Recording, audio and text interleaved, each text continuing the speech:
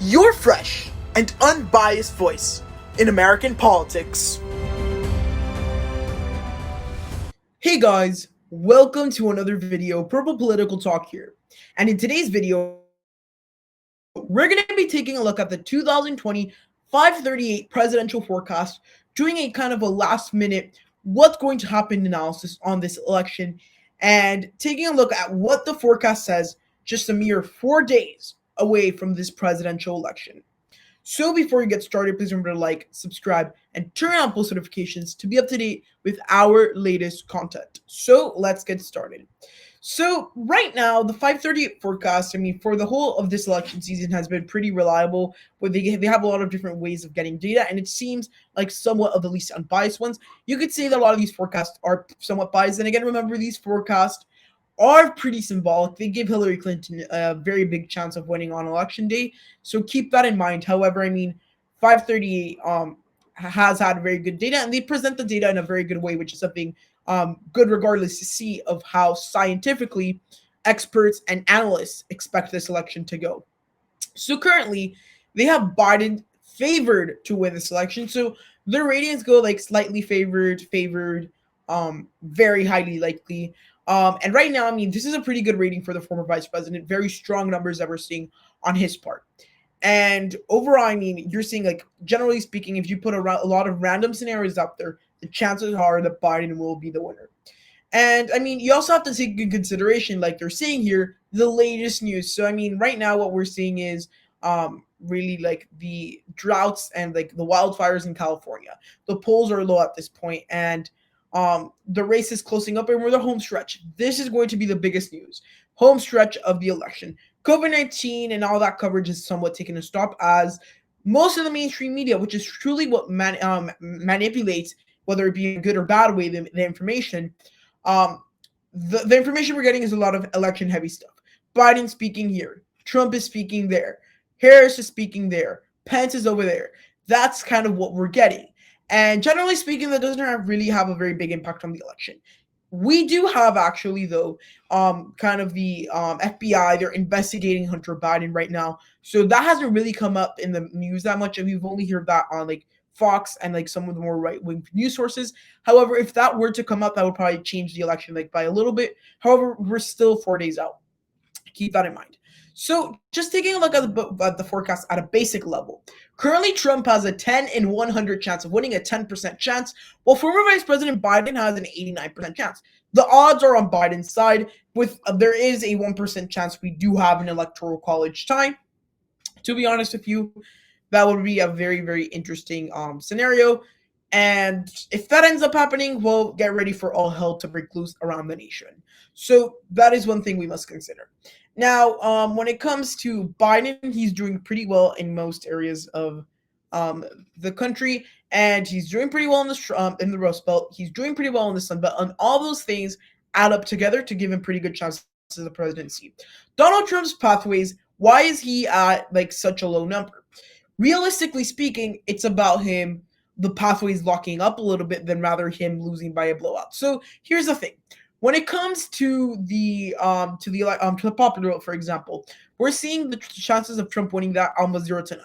However, his chances at winning are a lot higher, the electoral college, because there are those pathways to the presidency. So with those pathways, a lot of them are narrowing up, and Donald Trump has to win very specific places to win the election at this point. He doesn't have time to be wasting time everywhere, and at this point, we're seeing a clear trend. Focusing on Florida, focusing on North Carolina, focusing on Arizona, and focusing on Michigan, Wisconsin, and Pennsylvania, which, again, some of those states are going by a little bit more than others, and that's how the Trump campaign is deciding where to go. Now, that, like, all the map in general, it really favors Joe Biden. The Democrats are in so much of a better place right now. With the COVID-19 pandemic, it's truly what really impacted former Vice President Biden in this in the election, and essentially catapulted him to be the favorite to win. Again, this data that we have is pretty symbolic. Is it going to be 100% right? Maybe not. However, it's a very good indicator. Going on to the next thing on this forecast, we're seeing the outcomes per simulation. So essentially, they're putting the outcomes, the possible outcomes for this election, onto a sort of graph where you would see kind of the possibility of a specific scenario happening. So here we're seeing, for example, that it's you're getting a lot of results where Biden is winning, like Texas, Georgia, all those states. He's winning by a landslide. That is like the biggest, I guess, state that we're seeing. And right now, that's like what they could expect as one of the bigger scenarios going. However, you have like pretty consistent Biden victory under, but that's like kind of like the highest likely possibility. They think Biden's going to win in all of these states, although the data he might not be leading in, they are projecting that with their simulations. Every time they simulated their 40,000 possibilities, that's what they got.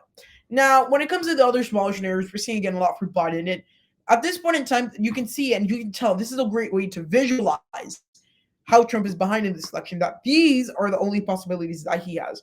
While like all throughout Biden's possibilities, it's almost like staying even and a lot higher than Trump's. And then you're also spiking up a lot. So that is something to keep in mind. And again, this is a great visualization of how you could see the Biden's winning the election. Going on to the vote margin. So this is essentially the equivalent to the electoral map. And right here, you could say, for example, the vote margins, that would be who they go to, and these are the swing states, and by how much are they going to be impacting this election. So they currently have Georgia going for Biden, and essentially what puts Biden over the edge? Pennsylvania, and then that's what puts him over the 270. Then he also has to spare Nevada or Nebraska, Arizona, Florida, North Carolina, Maine, and Georgia. Biden has a lot of depth in his states. He loses in Georgia, not a problem. He loses in North Carolina, again, not a problem. He loses at Florida, it's perfectly fine. Arizona, he can lose. Nebraska second, great, he can lose it. And I think that's something that's very strong for the Biden campaign right now. Their electoral map looks strong. And I would like to quote here John King from CNN. On election night in 2012, he had mentioned a quote that when Mitt Romney was behind after losing a lot of key states, it was he doesn't have his plan A is gone, plan B is also gone, maybe plan C. Don't ask me about a plan D. And that at this point is what we're seeing with the Trump campaign. Right now, they have very sick places that they have to go to. They have to win in Georgia, North Carolina, Florida, Arizona, and Pennsylvania to win. Or you can interchange Pennsylvania with Michigan or Pennsylvania with Wisconsin. Those are interchangeable. However, the big message that we're seeing here is that Biden needs to lose in those places for Trump to win. And generally speaking, Biden has a lot of depth in his electoral map.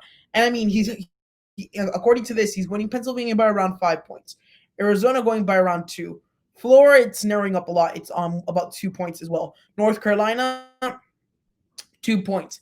Georgia at this point, it's almost a 1% margin for the former vice president. And you have states like Iowa, insanely close. Ohio, insanely close. Texas, considerably close. So that is what we're seeing with the electoral map and what they project. Now, what do they think are going to be the biggest tipping points, the biggest deciding factors for this election? At this point, I think it becomes pretty apparent that the tipping point are going to be those states that will have the biggest impact on the map.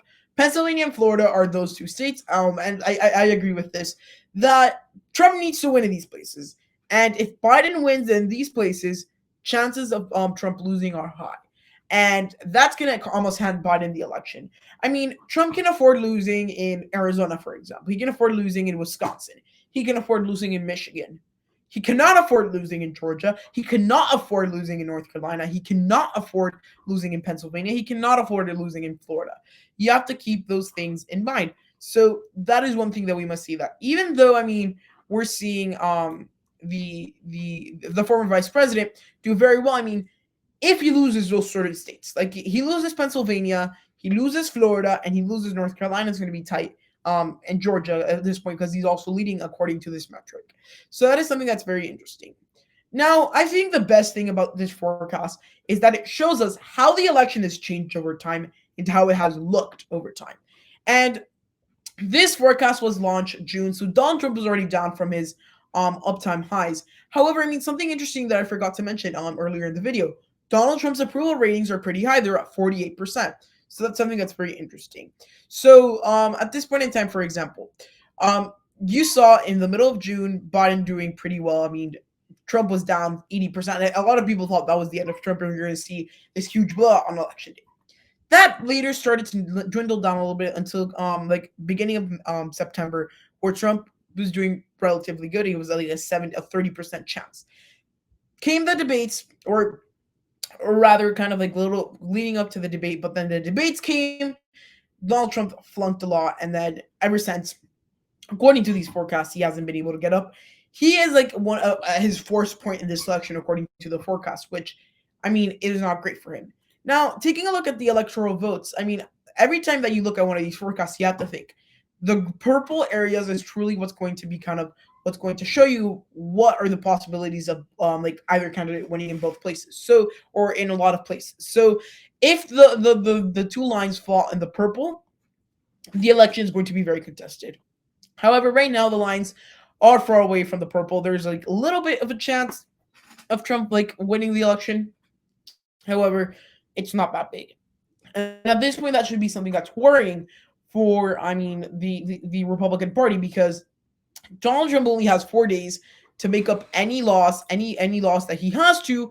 And I mean, at this point in time, not looking too great. When it comes to the popular vote, and that was with the electoral vote, we saw 347 to 191 is what they're projecting right now for the average. The popular vote is completely out of reach according to them.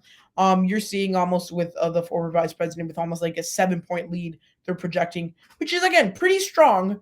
However, I mean, you also must consider actually an 8-point lead now that I'm looking at it. However, I mean, it's still going to be tough for the president. And however, the popular vote doesn't really matter. It's an indicator. However, this is the graph that matters. And if this holds, it's not going to fare out well for Trump.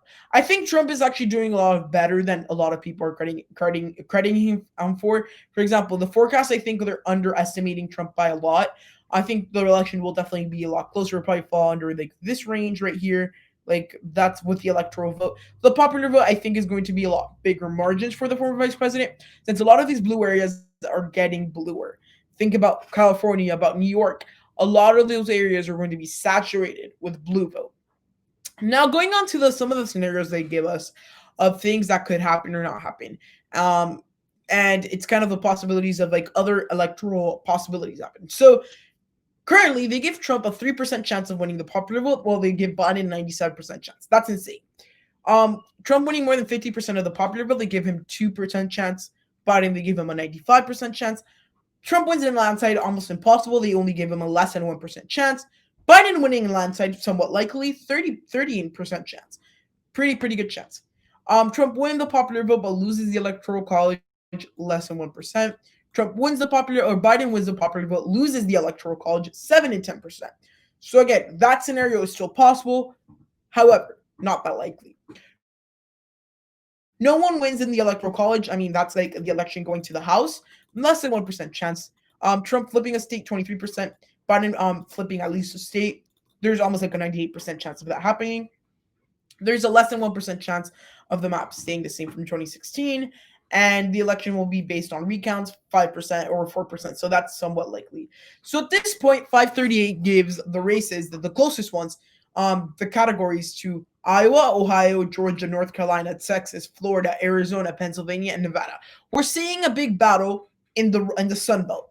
I mean, you have 1, 2, 3, 4, 5, 6 states that are part of the Sun Belt, and 3 states that are part of the Upper Midwest. And to be honest with you, this looks very accurate. These are going to be the states that are going to be the most fought. Now, long gone are the days where Virginia was going to be such a contested state. Long gone are the days where New Hampshire was going to be super close. Now we're moving into the new era of swing states, and even parts of the Upper Midwest. Michigan, they don't consider a tipping point. Wisconsin, they do not consider a tipping point. And at this point in time, it shows that the Republicans have definitely gone down a little bit. So, guys, that was the 2020 presidential forecast by 538. I hope you guys enjoyed the video and found it very informative. It gave us a lot of good data about this election and about truly what could happen from here on out.